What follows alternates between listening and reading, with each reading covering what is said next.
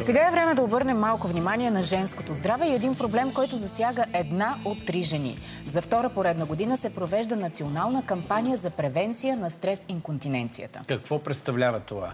Стрес-инконтиненцията и през какво преминават жените, които страдат от нея? Тази тема ще обсъдим с професор Румен Димитров от болницата Майчин дом. Здравейте! Здравейте!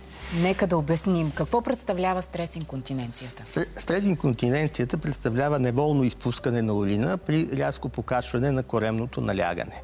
Или казано на прост език, кихне-пикне. Да, знаем го това, хората са го казват тази сентенция, и да. то е с полушеговито така се споделя. Но даже, го има. Ако може и да се замълчи, защото не е удобно. Нали? Между впрочем. Но ето, случва се една от всеки трети, 3 жени е възможно да се случи. Ако приложим едни много по-свободни критерии, се окаже, че няма жена, която да не е имало такъв епизод в живота си. Но все пак говорим за състояние, при които това е хигиенен и социален проблем. Нали? И наистина около 3% от активните жени, около 1/3 от активните жени имат такъв проблем и биха искали да си го решат. А откъде идва? Идва от промени анатомични в малкия таз, вследствие на възрастови промени, вследствие на ражданията. Идва от наднормено тегло, от слабост на съединителната тъкан, която е вродена и върху която ние не можем да въздействаме. Много неща участват в възникването на този симптом. Кога това се превръща в сериозен проблем? Защото вие казахте, че на практика се случва на всяка жена. Кога вече медицинско състояние и как да го лекуваме? Това е по-скоро въпрос на субективна оценка. Ние трудно можем да го оценим, макар че има методи, с които да оценим степента на инконтиненция. Най-вече се е разчитано субективната преценка на пациента и неговата представа за това как това влияе на качеството на живот. Обратим ли е този процес? Затова сме направили тези кампании, защото има варианти да се помага. Какви са? В медицината има 2 типа лечение – оперативно и консервативно.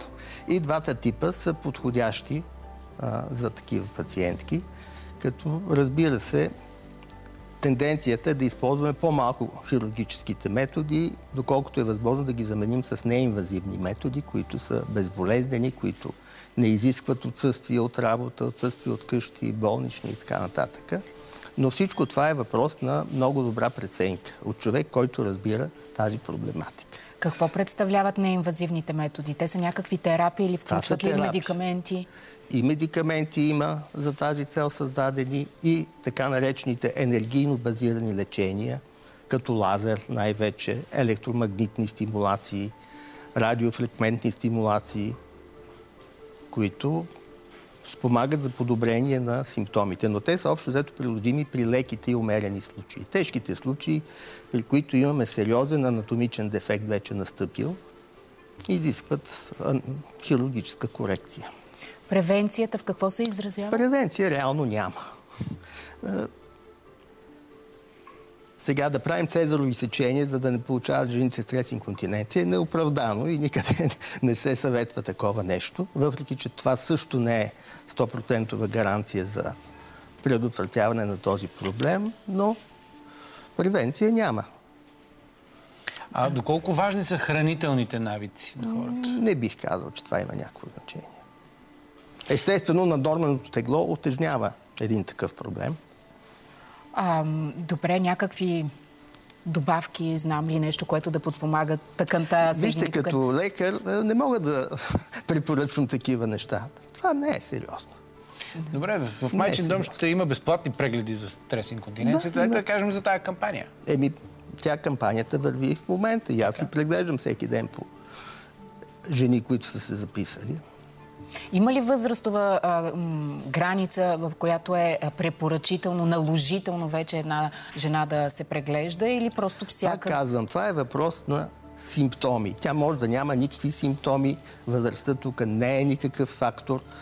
Стрес-инконтиненцията е проблем на жените в активна възраст. Тя не е проблем на много възрастните жени. Там има други проблеми. Затова най-често от стрес-инконтиненция страдат жени в активна възраст, които работят, спортуват, танцуват, тичат. Това е техният проблем. Добре, какъв е начинът за справяне в световен ако погледнем света, той как се справя с това? Справя се по тези методи, с които работиме и ние. Едни случаи се преценяват, че са подходящи за оперативно лечение, защото при тях не се разчита, че консервативните методи ще постигнат някакъв велик ефект. В по-леките, умерени случаи се прилагат консервативни средства с доста добър ефект, които решават проблема до степен, че жената да няма ограничения в начина си на живот. А състоянието може ли да доведе до някакви сериозни медицински осложнения? Не, точно това не.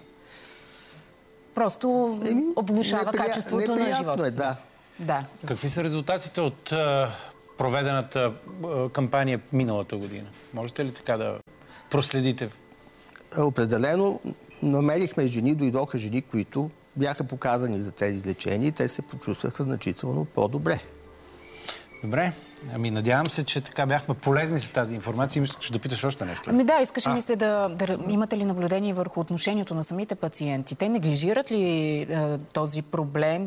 Отлагат ли го във времето? Имате ли подобни наблюдения? Определено това е така. И това не го казвам аз. То е световно известно, че този проблем се подценява, че той се прикрива. Недостатъчно се съобщава, недобре се диагностицира и недостатъчно се лекува. Това е известен факт.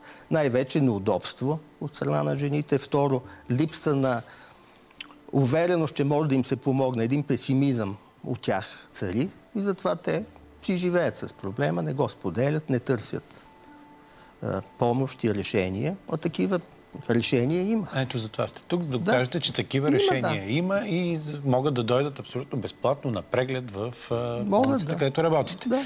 И че има начин това да се преустанови. Благодарим ви много за това гостуване, професор Димитров. Накрая аз апелирам към дамите да наистина да не го неглижират този проблем или симптом. Ако го видят, знаят, чуват, отидете. Има надежда. Ето, чухме го. Точно така.